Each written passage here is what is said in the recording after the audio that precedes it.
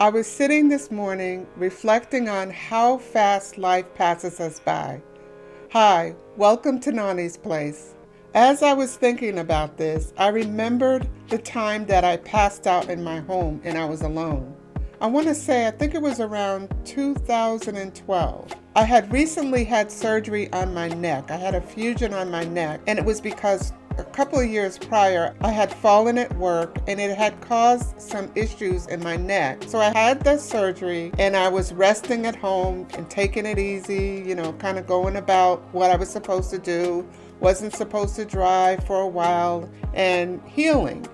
So it came to the point in time where it was okay. The doctor said it's okay for me to drive. So I wanted to get back to walking. I used to walk a couple of miles a day. And of course, because of the surgery, I hadn't been able to walk for a while. So this was the first time I was able to go out and walk. Of course, the first time that I was out, I wasn't able to do the 2 and 3 miles that I was usually able to do prior. So I kind of took it easy. I walked for a mile and then I got back home and I laid down. I felt a little weird, a little dizzy. So I said, okay, maybe I haven't drank enough water. So I was drinking some water and everything, and I decided to lay down on the couch. As I was laying on the couch, I remembered that I had left my computer laptop on and I left it open. So I said, let me get up and I'll turn that off. So when I got up to turn it off, the room kind of spun a little bit. I got a little bit dizzy and I was like, oh, okay, let me go and lay back down. So I went to lay back down and then I started to get this kind of like a headache and I started feeling a little warm.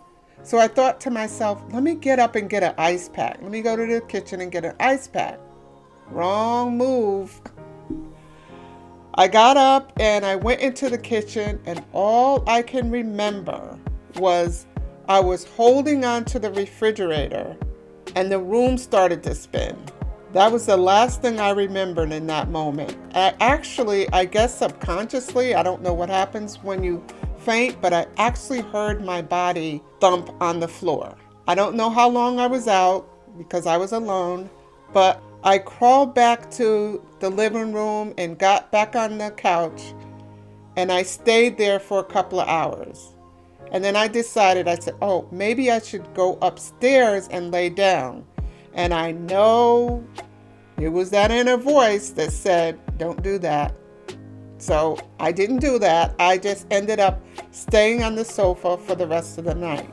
My brother had a habit of checking on me. We would check on each other. And when he checked on me, I told him, yeah, I said, I'm all right. I said, I just had a little bit of a dizzy spell and I fainted. And he said, I don't know. That doesn't sound good.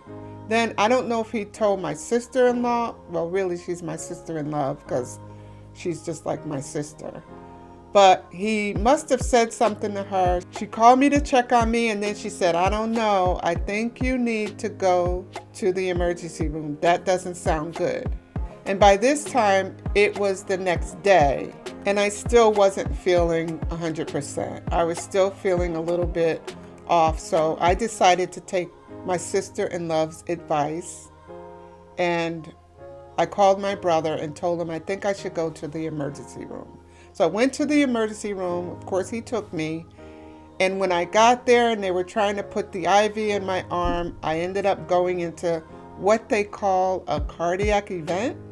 And I woke up from that. When I woke up from that, there was all these people around the bed and what they were doing something, I guess, to get my heart rate back up.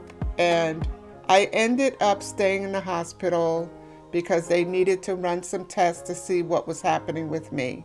It ended up where my heart rate was very, very low and they wanted to monitor me. So I spent some time in the hospital. They actually ended up putting me over in ICU and they had this, I don't know, I call it a bug zapper because they had me hooked up to this thing and it's like, I guess every time my heart rate went to a certain low, it would jolt my heart back up again. So I felt like I was being zapped all night with this thing. So it was quite eventful, but it ended up where I was diagnosed with something called sick sinus syndrome, and I had to end up getting a pacemaker. But I thought about that this morning, and I thought about the fact that, wow, how good God is and how He orchestrated everything. Because if I think about it, I could have been out there while I was walking. There was nobody around. So if I would have passed out, chances are, I don't know if anybody would have found me, because where I was like on this track. It was way back in the back corner of the high school of where I lived. So I don't know, by the time anybody would have found me, who knows what would have happened. But I thank God that He allowed me to at least get back home, and I was at least in my home. And so when I did pass out, I didn't fall anywhere and hit my head or anything. Because I remember when I was telling the nurse about it, she shared with me that she said, you know, you were really very lucky. She called it very lucky. That same thing happened to my husband, but unfortunately he was driving when it happened to him. So I'm so thankful, and I'm thankful that even her husband made it out okay, because he did get in an accident, and that was kind of, something that stirred up with her. So she made it a point to tell me, to be thankful, yes, that I did make it home, because a lot of times these things happen to people and they're out somewhere. They may pass out and fall in front of a car or anything. So I thank God for that. So I was thinking about that this morning, how, time and life, it just goes by so fast. And then as you're meditating on these things, a lot of times I sit and meditate, and a lot of times I begin to thank God, and you begin to see where God has brought you from, and you begin to appreciate the fact of all the little things, all the things that God protects us from. So sometimes when I'm feeling a little bit down, I'm thankful for how God reminds me, and I remember how He kept me and how He brought me through these different things, how there's many times that I could have died. There's a song that my church worshipers sometimes sing, I could have been dead, but He kept me. I always want to encourage you. I'm not proclaiming to be perfect in any way. It's by God's grace and it's by His mercy that He has kept me. It's by nothing that I have done. There's no perfection in me. There's only perfection in God. He's a wonderful Savior. He's a wonderful deliverer. I pray that this has encouraged you today. It definitely has encouraged me. All these things that I speak about, it passes through me first. A lot of times the Lord will give us things for other people, but it always has to come through us first. Thank you for stopping by my place today, and thank you for listening. Remember to subscribe to the channel, and remember to share, because when you share, you encourage someone else. Have a wonderful day.